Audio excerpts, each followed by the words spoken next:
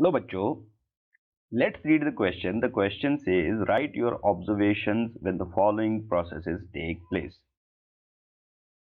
तो बच्चों क्वेश्चन में पूछा गया है कि यहाँ कुछ प्रोसेसेस दी गई हैं, तो हमें बताना है कि जब ये प्रोसेसेस होती हैं तो हमारी ऑब्जर्वेशंस उस वक्त क्या क्या होती हैं, उस वक्त हम क्या क्या चीज़ ऑब्जर्व करते हैं।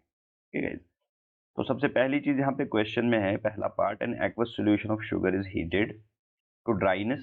Second is a saturated solution of potassium chloride prepared at 608 degrees centigrades is allowed to cool at room temperature.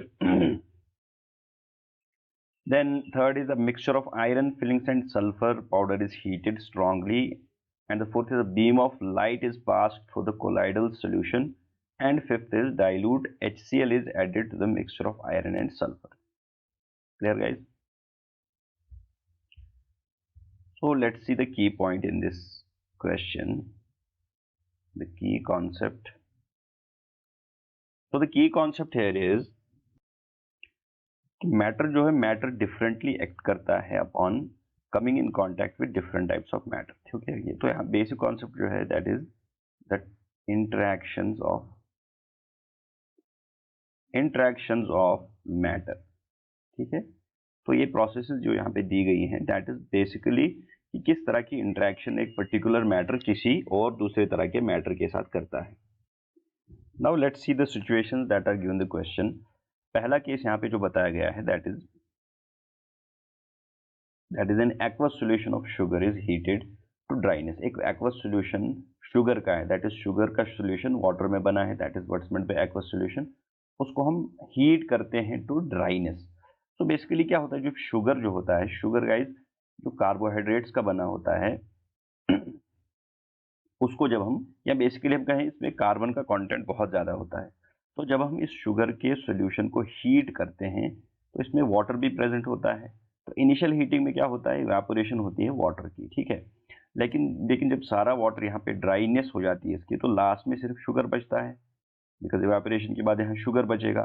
लेकिन हम फर्दर इसको हीट कर रहे हैं, वी स्ट्रांगली हीट दिस, तो ये शुगर जो यहाँ पे है टर्न्स ब्लैक। ठीक है, ये ब्लैक कलर का बन जाता है और ये चारकोल बन जाता है, इट कन्वर्ट्स इनटू चारकोल। तो देयरफॉर दिस इस कन्वर्जन को, इस प्रोसेस को हम चारिंग कहते हैं। It's called as the charring of sugar. So in this case what we'll be observing is the sugar, we'll say sugar is charred in this case. Okay, it will turn into charcoal. Okay, now the next is a saturated solution of potassium chloride is prepared at 608 degree centigrades. उसको that is allowed to cool at room temperature. एक saturated solution potassium chloride का बना हुआ है KCl का at 608 degree centigrades, at 608 degree centigrades पे इसका sugar solution का पोटेशियम क्लोराइड का सैचुरेटेड सोल्यूशन बनाया गया है। Now what's happening is, यहाँ पे क्या किया जा रहा है, now what is happening, हम यहाँ पे इसकी कूलिंग कर रहे हैं, we are cooling it।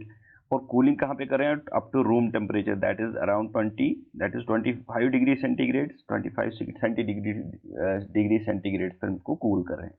तो अब क्या है कि यहाँ पे जो सॉलिबिलिटी है, एक पर्टिकुलर साल्ट की सॉलिबिलिटी इंक्रीज ऑफ टेम्परेचर से इंक्रीज होती है। तो जो सॉलिबिलिटी 608 डिग्री सेंटीग्रेड पे होगी, जब उस टेम्परेचर को हम कम करके रूम टेम्परेचर पे लाएंगे तो उसकी सॉलिबिलिटी बहुत ज़्यादा कम होगी।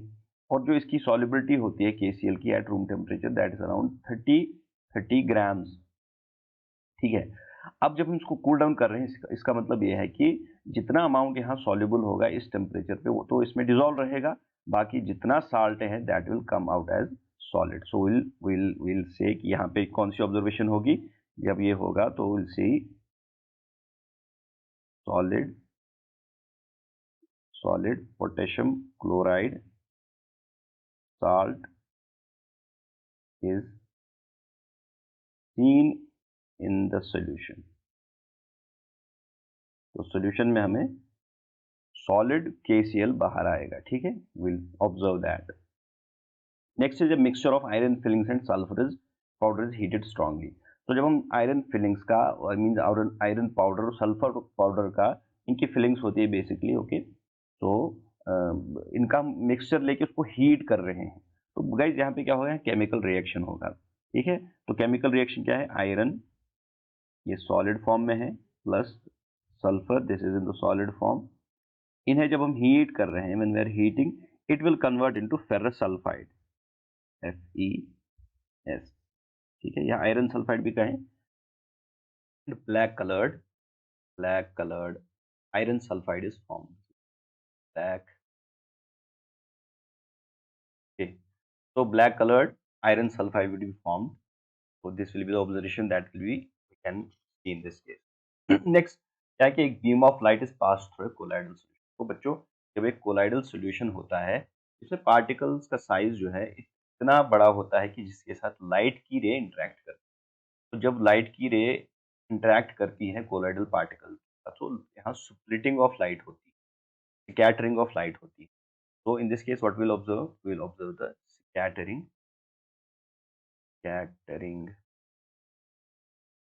of light. Okay, जिसे हम Tyndall effect कहते हैं। Tyndall effect. So we will observe Tyndall effect in this. Then last we have कि dilute HCl is added to mixture of iron. हमारे पास आयरन और सल्फर का मिक्सचर है, जिसमें इस मिक्सचर में हम क्या करेंगे, we are adding HCl, hydrochloric acid, ठीक है। तो बच्चों यहाँ पे HCl सल्फर के साथ रिएक्ट नहीं करता है अंडर नॉर्मल कंडीशंस, तो सल्फर आयरन के साथ सिर्फ रिएक्ट करेगा। तो in this case we will be getting iron chloride FeCl2 का एक्वस सॉल्यूशन हमें मिलेगा, okay. And also we will be getting a colourless hydrogen gas, so a colorless hydrogen gas will be, this will be the observation, okay। so colorless gas, okay, that is basically the hydrogen, clear। so this will be the observation in this, clear बच्चों। तो हमने सारे parts का यहाँ पे answer लिख दिया है, solved it, hope you understood it well, best of luck.